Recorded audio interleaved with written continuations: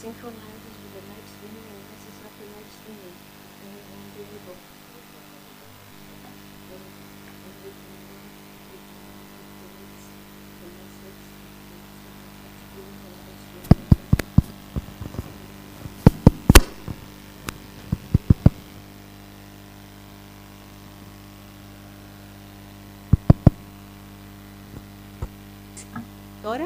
Τώρα ακούγομαι.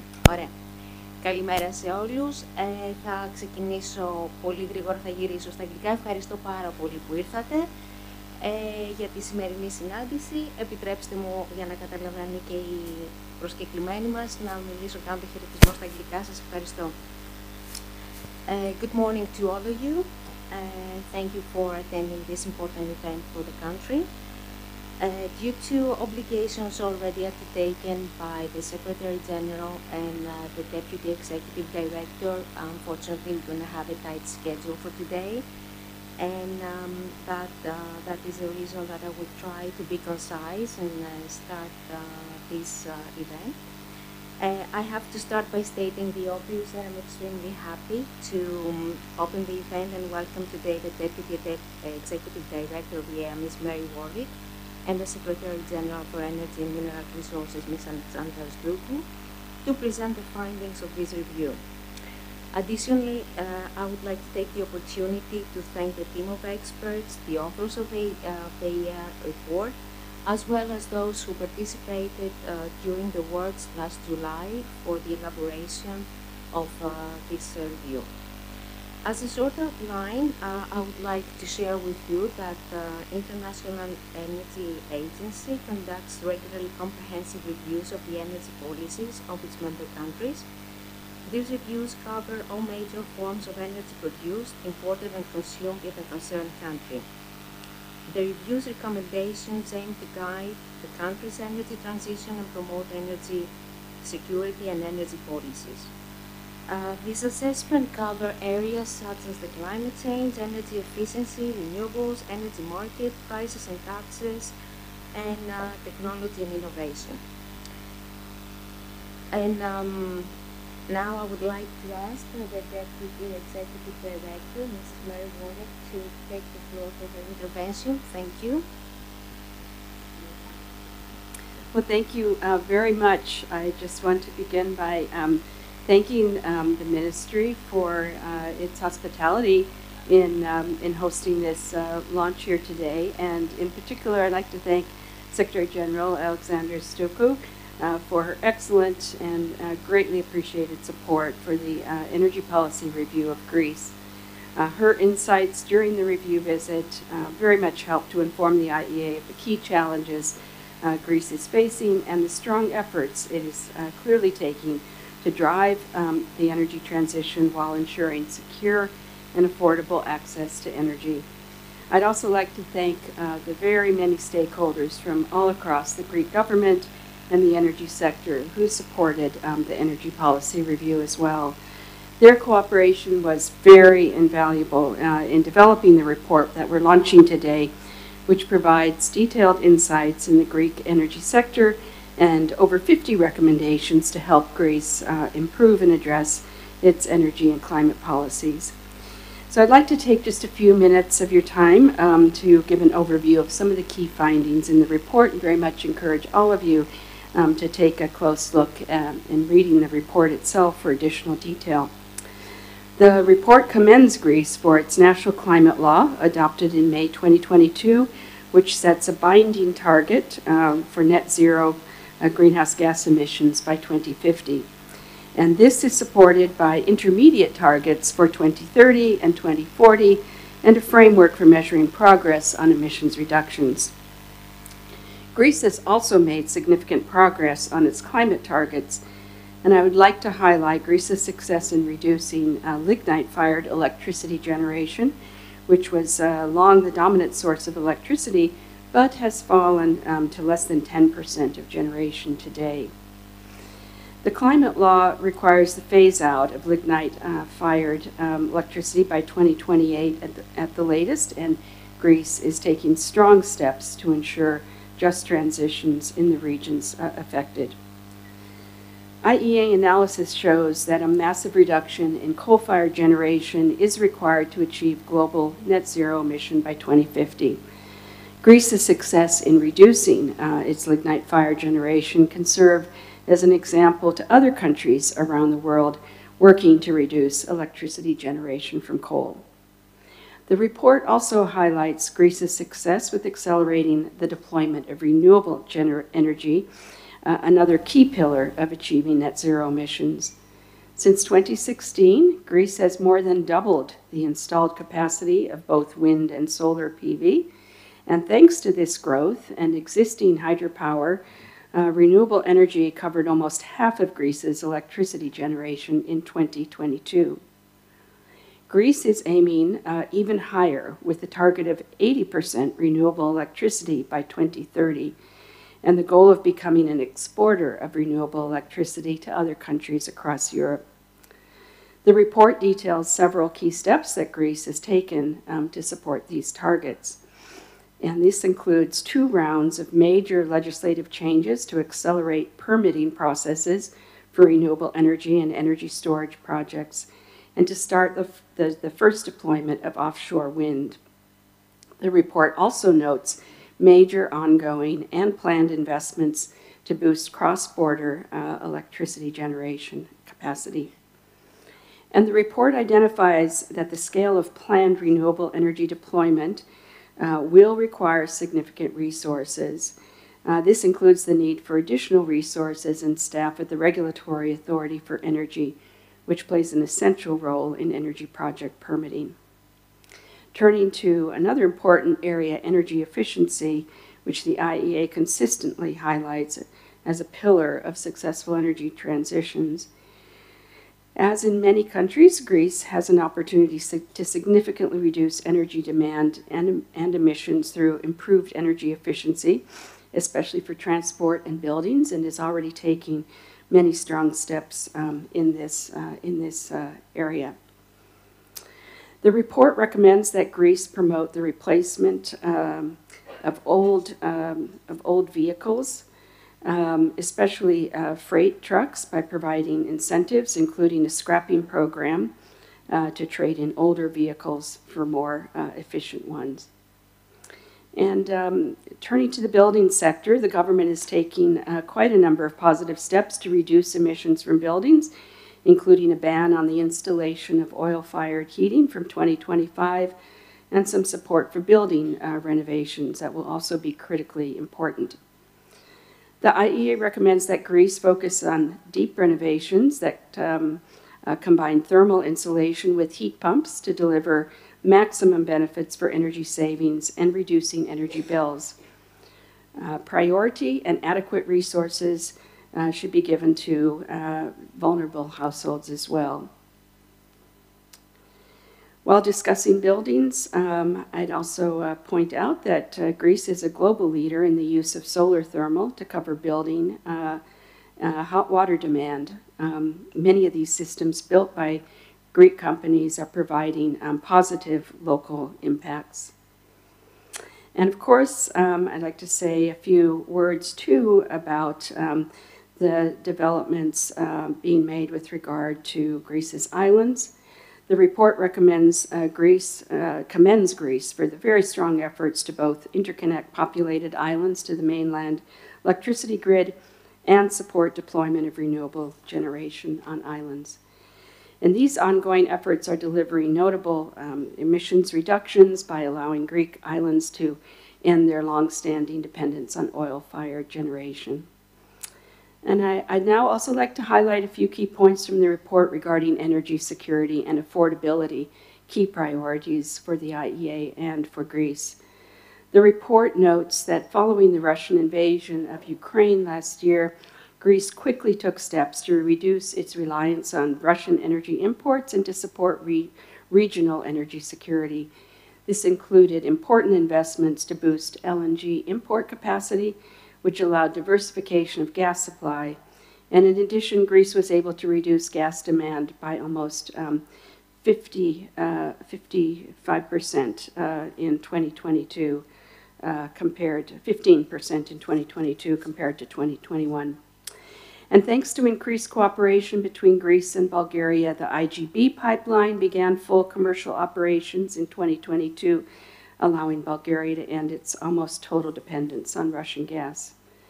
The report commends Greece's strong and rapid action to ensure domestic and regional energy security. The IEA also encourages more regional collaboration, for example, Greece's leadership on phasing out lignite fire generation and accelerating renewable deployment, which could offer pathways for improved energy security and faster energy transitions in the Balkans. And the report also notes that Greece needs to carefully examine any major additional investments in fossil fuel infrastructure to avoid risks of stranded assets and ensure that it can indeed meet its climate targets. And this is especially the case for investments that would lead to increased fossil fuel demand in areas where there are established alternatives through electrification or direct use of renewable energy. And I'll say finally a few words about affordable energy. The government has a clear objective to reduce energy poverty by at least 50% by 2025 and bring it below the EU average by 2030. The goal of tackling energy poverty is even more pressing around the world as the energy crisis has led to historic spikes in energy prices. Greece has taken strong steps to reduce the impact of high energy prices on consumers through expansion of existing programs to reduce electricity and heating bills and the creation of new programs helping with bills for natural gas and transportation fuels. The government's also made strong efforts to ensure that relief is directed to the most vulnerable consumers, and the IEA very much commends these efforts. The report notes that increased efforts in areas such as energy efficiency in buildings, as already noted, will also support sustained reductions in energy bills. So in closing, let me just say Greece has clearly made very good progress in many areas since the IEA's last review in 2017, especially given the multiple overlapping crises that the world and Europe has faced over the past year. While Greece's dependence on imported fossil fuels remains relatively high, and there are ongoing impacts of the energy crisis, are clearly ongoing challenges, Greece has shown that it is committed to and it is strongly engaged in tackling these challenges, pushing through important legislation to boost renewables deployment, reforming energy markets to increase integration with the rest of Europe, and taking multiple actions to ensure affordable and secure access to energy. So we're very confident that the recommendations in this report will help to support Greece's efforts to accelerate its energy sector transformation. And the IEA commends Greece for all of the very strong steps it is taking and looks forward to continuing our cooperation and engagement with Greece on its energy policy priorities and goals. Thank you very much.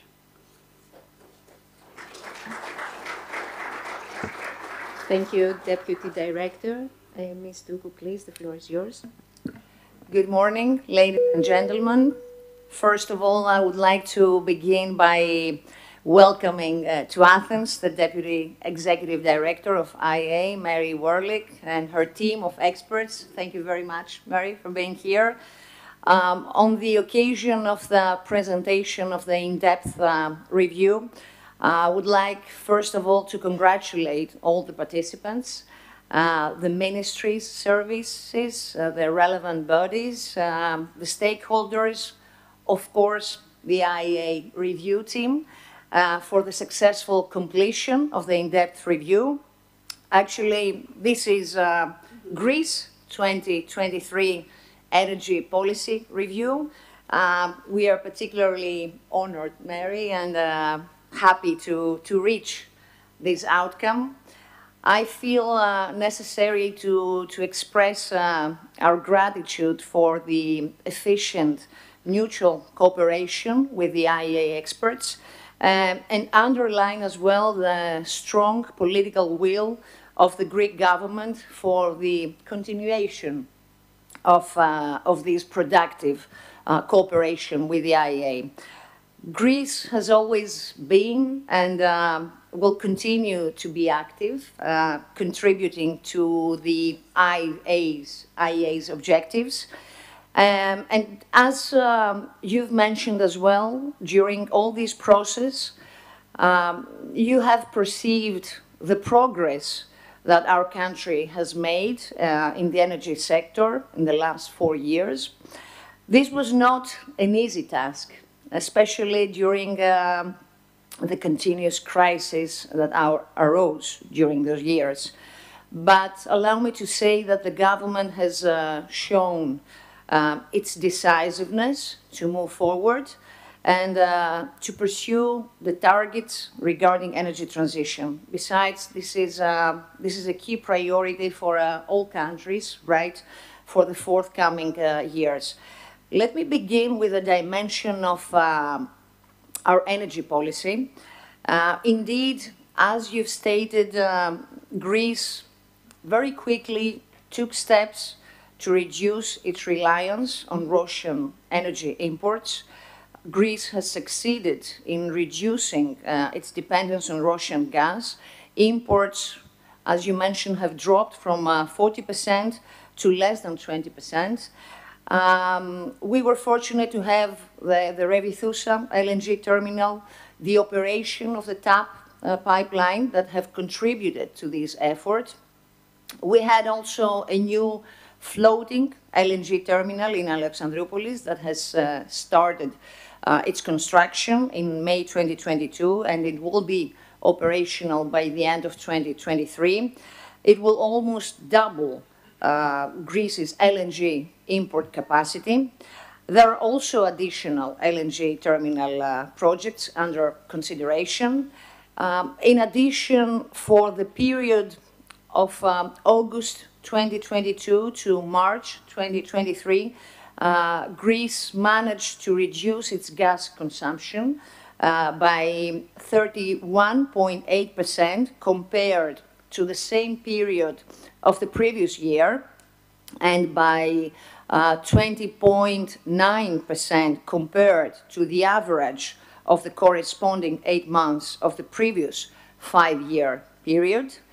We've also achieved the timely construction, as you mentioned, of the IGB pipeline that was launched in October 2022, which can help neighboring countries in the southeastern Europe that are dependent on a single supplier to ensure diversification of route and supply.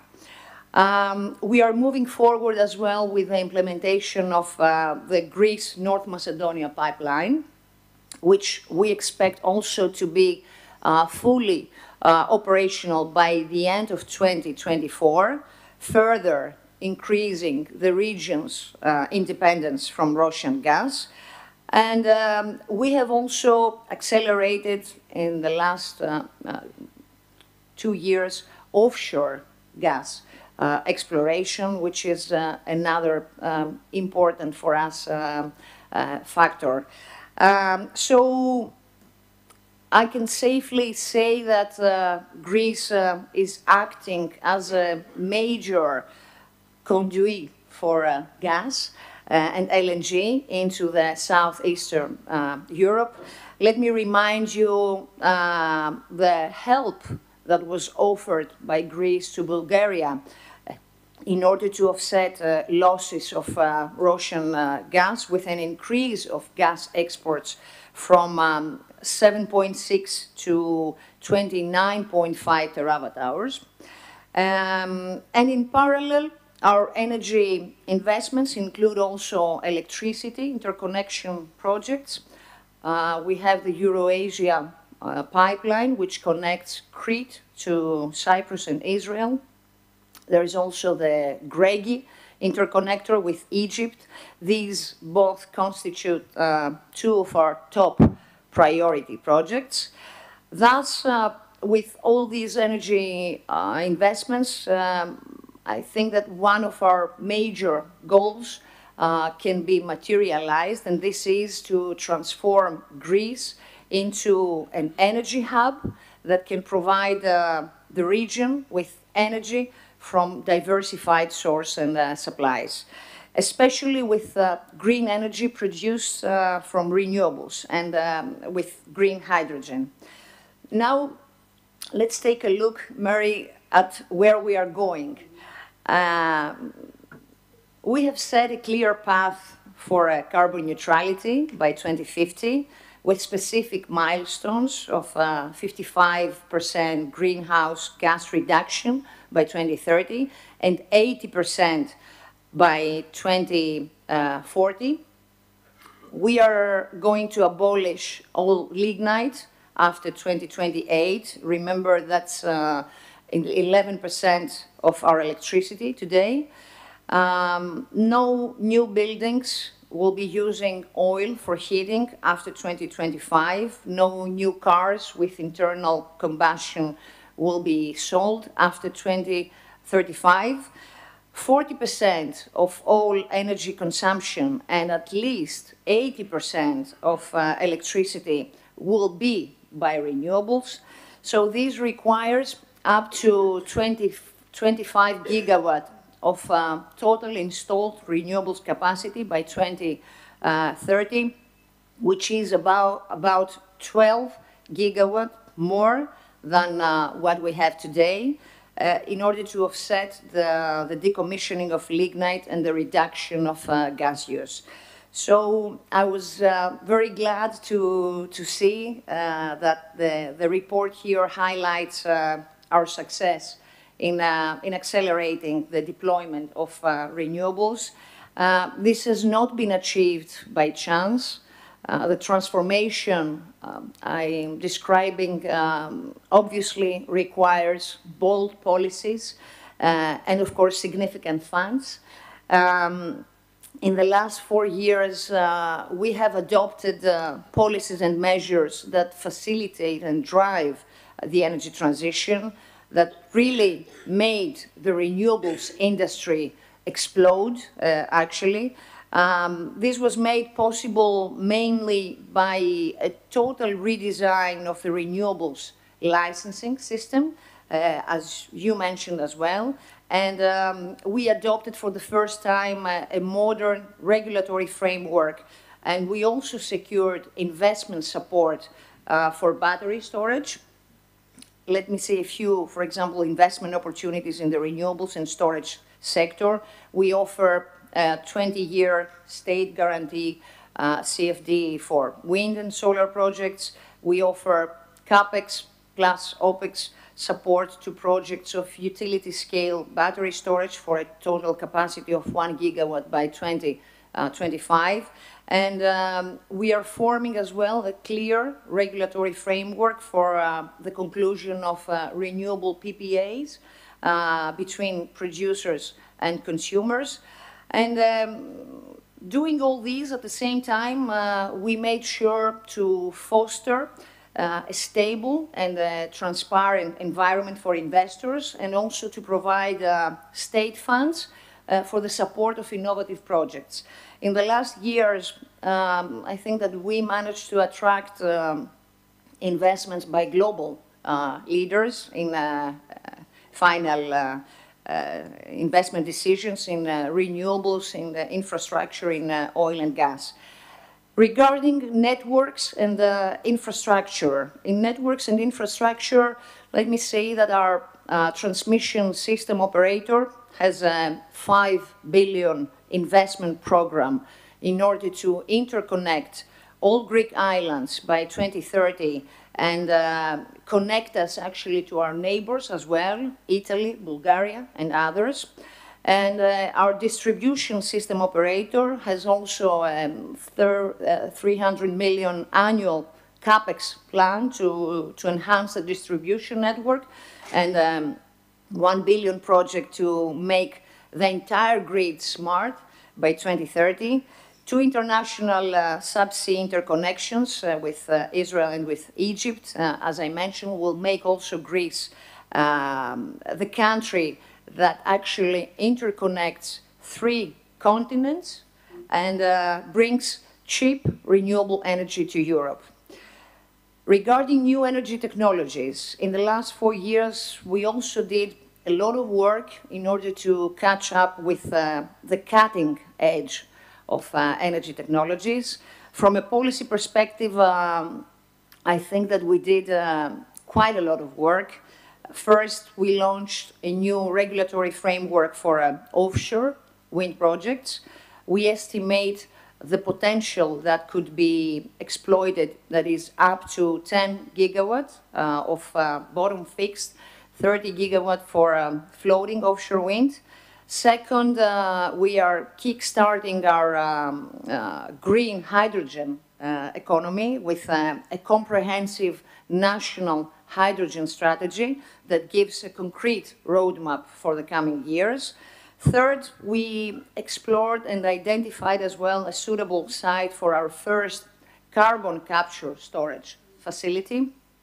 And fourth, in our effort to diversify our usage of renewables beyond wind and solar, we have also identified and matured suitable geothermal sites, a significant potential also in Greece, and we are only now beginning to tap. All that will bring a staggering amount of new investments in the coming years. In offshore wind alone, our target is 2.7 gigawatts for 2030, and this is going to bring 6 billion of investment.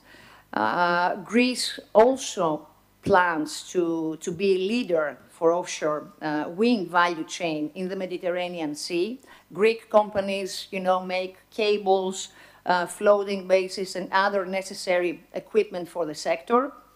And we are also planning to scale up production to cover both domestic and regional needs. In hydrogen, we have two projects for a total of 800 million that have already been green light for European funding. And the first CCS with an initial capacity of 1 million tons of CO2 per year and a maximum capacity at full deployment of 3 million tons, starts with a budget of 400 million, of which 100 is secured through European funding. Moving on to e-mobility, let me say that in 2020 we launched for the first time our new framework for e-mobility, subsidizing actually the purchase of new electric vehicles. And after 2035, 100% of new cars will be electric. Now, the investment opportunities here are really significant. We are subsidizing the installation of 8,000 public chargers. We plan to have another 4,000 on top of that by 2025, and this will be privately financed and installed. We are also replacing taxis and buses with electric ones. Again, this is a program that is co-financed by the European Union, but we see e-mobility as an entire, exciting new market, and we want to invest as well in creating a local supply chain. And finally, regarding the other pillar of our energy transition, which is energy efficiency, I would like to underline the fact that we consider it a huge contribution to reduce energy demand and ensure greater energy security. You also mentioned that improving energy efficiency is a substantial opportunity for achieving our energy and environmental goals, which are also directly linked to economic development, social welfare, and competitiveness. It's very important for us to promote energy efficiency, especially in the building sector, residential buildings as well as public buildings where there's a great potential.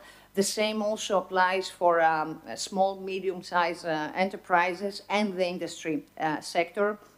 The national needs for investments in this field are considerably high, taking into account the age of Greece's building stock, as well as the economic crisis, which has led to increased need for funding. The Greek government, you know, announced in September 22 exceptional measures to reduce energy consumption by 10% in the short term and by 30% until 2030. This will be achieved by introducing new measures in the public sector and also through existing programs. These programs aim at improving the energy performance of public and private buildings, increase the number of net zero energy buildings, and also expand the use of renewable water heating.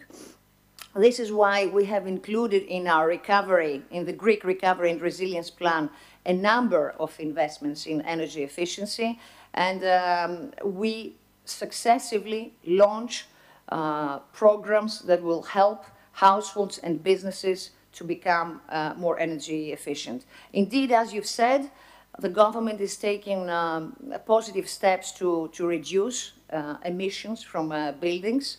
And allow me also to mention our progress regarding regulatory issues, the structure of our energy market, in order to ensure the efficient and effective functioning of its electricity market. Greece finalized major reforms back in 2020 to introduce 3 wholesale electricity spot markets and a derivatives market. Greece has also completed several reforms to support full integration in the European Common Electricity Market, including joining the intraday European market coupling in December 2022 and opening its market to demand response in September 2022. And also Greece's gas market has also undergone major changes in recent years with the opening of a natural gas spot market in March 2022 as a key achievement. And last but not least, a comment on the issue that you touch as well in your review regarding the steps that Greece has taken to reduce the impact of high energy prices. It is true that we have taken numerous steps to limit the impact of high energy prices during the crisis, especially for vulnerable consumers. From September 2021 to March 2023, Greece has dedicated over 9 billion to energy subsidies and other measures to help consumers pay utility bills. Most of this support is delivered through the Energy Transition Fund, which was established in 2021 to fund a variety of subsidies for electricity, natural gas, heating, oil, and transportation fuels in order, as you mentioned, to combat energy poverty and reduce the impact of high energy prices. So, ladies and gentlemen, we have decided to put the country on a path of zero net emission in 2050. We acknowledge that this will take a lot of hard work and will need us also to take advantage of all our green energy potential.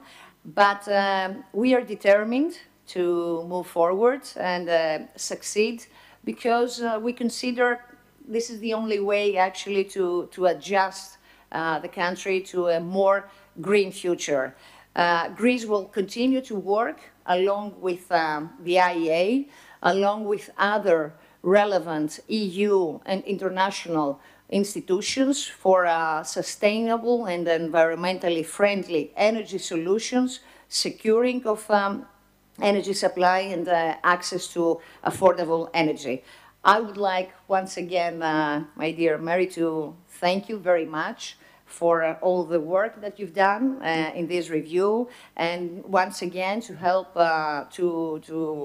thank the ministry, services, the stakeholders, and all the review team of the IEA for this excellent work. Thank you.